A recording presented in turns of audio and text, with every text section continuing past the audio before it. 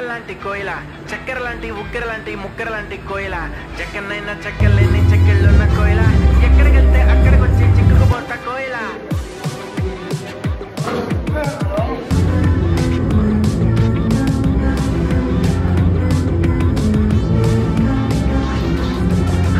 देखो मई रउडिज्म